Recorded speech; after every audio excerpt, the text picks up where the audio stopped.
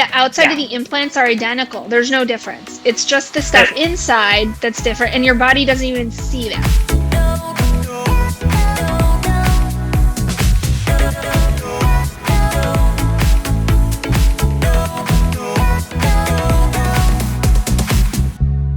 Hi, you guys. Welcome to Lipstick and Lipo, your unfiltered guide to plastic surgery. I'm Dr. Ashley Amalfi, board certified plastic surgeon at Quatella in Rochester, New York, and I'm joined by my dear friend, also a board certified plastic surgeon, Dr. Smita Ramanathan in New Jersey. Hi, Ben.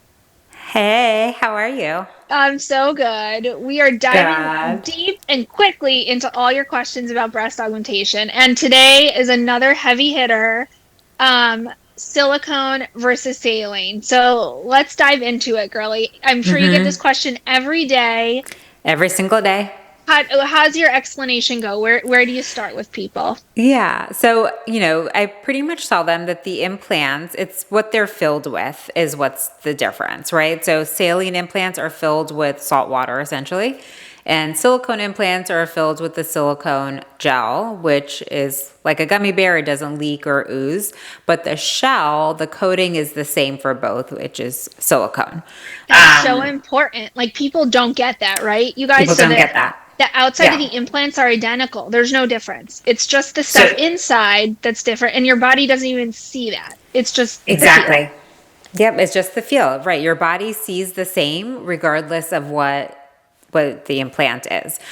So, what do you tell patients, Ash, when they're sort of debating between silicone versus saline? How do you help them make that decision? I mean, in my practice, I mostly use silicone. I very Me too. rarely, at Yeah. this point, you're the same. I very rarely use saline.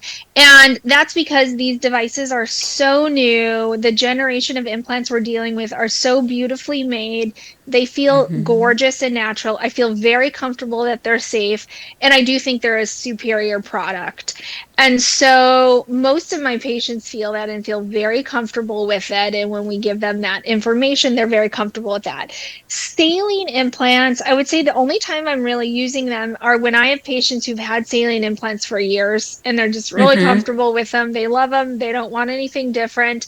And then I'll use a saline implant. But it's pretty infrequent at this point that I will use a saline implant and a primary augmentation. Again, just because I think those silicone implants are so beautiful and such a great Yeah. and safe product.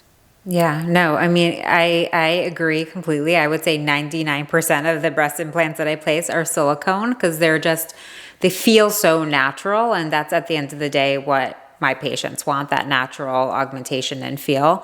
I would say, I agree with you. If patients have had saline for years and they're exchanging them and they're happy with it, then actually most of them kind of convert over to silicone, Yeah, but a lot in of them certain, do. all of them do, right? You show But if them what they it don't, feels like, and they're like, "Oh, holy hell! I had no hey, idea yeah, I could that's feel like different. that."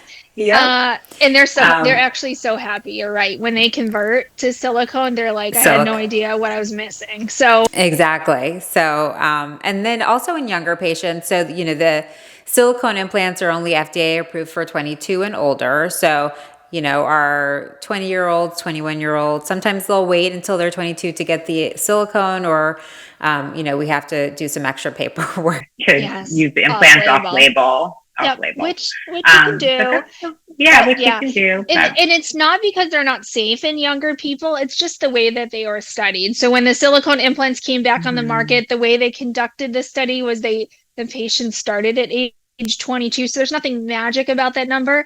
It's just what's in the paperwork. So it's Yeah. not that you can't have them.